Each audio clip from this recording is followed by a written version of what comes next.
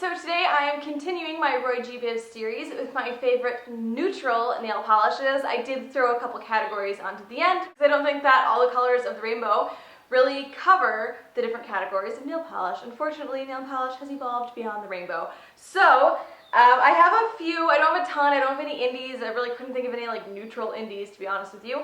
So I will go ahead and get started so this isn't really long because my last couple videos have been like upwards of 25 minutes, and that's ridiculous, and it needs to stop.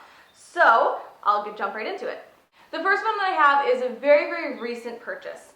So this is Essie's Urban Jungle, and this just came out in their most recent summer collection, and it is like an eggshell white. It's not sheer. It's actually like very, very opaque. Opaque in two coats, like it's a cream polish, you know, it's not like one of Essie's kind of jelly neutrals.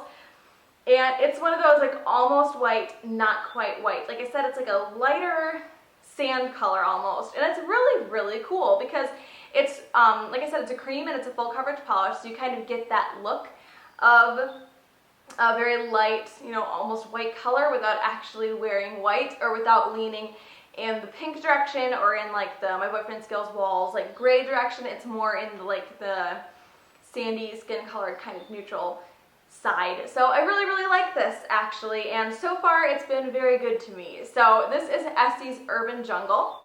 The next one that I have is also from Essie, and this is Ballet slippers, and this is a off-white, like pinky white kind of jelly polish.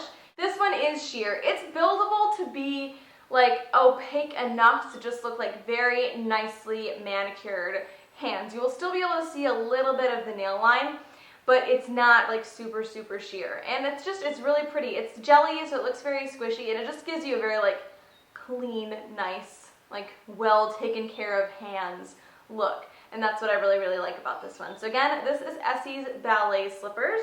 The next one is Lime Crime's Milky Ways, and this is a nice, like, the only neutral polish that Lime Crime has. And it is an off-white kind of creamy color. It's not, you could never be mistaken for a white, but it's not like a, I don't know, it's hard to explain. It's an off-white. It looks really good for layering. You can put a lot of like indie glitters over this, colorful glitters over this without it, like, I don't know, it still makes them pop, but it doesn't make them pop as much as a stark white would. It's just a little bit more of a muted. I mean, if you're putting like rainbow glitter over it, obviously muted is probably not your like general goal, but it works. It's just a little bit less loud it's a good base for glitters, even though it's not like a super bright color. It tones them down a little bit. So I really like this one. This, again, like all the Lime Crime polishes, dries to kind of a semi-matte finish, but it's the only polish that I really, really like it on.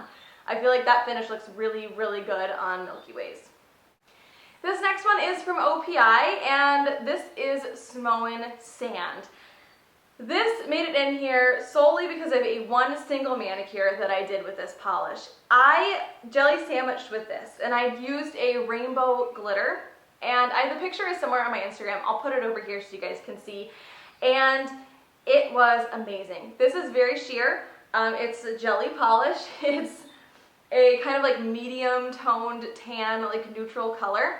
And I don't even think I used this as the base. I think I just used like a similar cream polish as the base, and then put my rainbow glitter over it, and then put one coat of this on top of it. And oh my gosh, it's really hot in here. Sorry if I keep touching my hair. I'm like, it's really hot. It was amazing. I absolutely loved it. Like, I couldn't get over how cool it looked. And I haven't done it since because I'm dumb.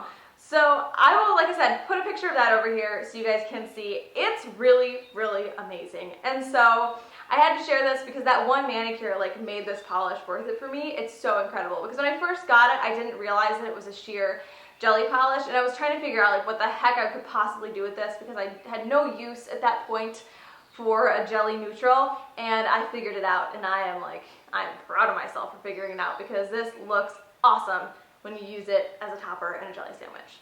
This next one is Deborah Lippmann's Naked, and I had heard things about this polish, heard a lot of different people talk about how great it was. Hadn't tried it myself. I was on, you know, the never-ending search for my mannequin hands neutral that matched my skin tone perfectly, and this is it. I finally broke down and bought this one after spending like way more than this bottle was on multiple bottles from different brands trying to find that color. And this was it, and it was just, it's amazing. It makes my nails like almost the exact same color as my fingers, and it just, everything blends together, and it's your mannequin hands nude, and it's just gorgeous. And I'm really, really excited that this worked so well for me. And I wish I would have just broken down and bought it initially before I bought like a bunch of bottles from different brands that didn't work, because I ended up spending more in the long run than if I had just broken down and gotten this one in the first place. This next one is from Sephora by OPI, which we know we can't get anymore, but you might be able to find it somewhere, you never know. This is I Got a Blush on You, and it is a nice like blush toned kind of nude. It's a nude, it has that slight pinky tone to it, and it looks really, really good. This looks better on tan skin than it does on super pale skin. So for me, it's a summer color, because I get really, really, really like, you know, there's something wrong, you're sick, there's something wrong with you, pale. In the winter, and then I get normal colored when I'm super tan in the summer.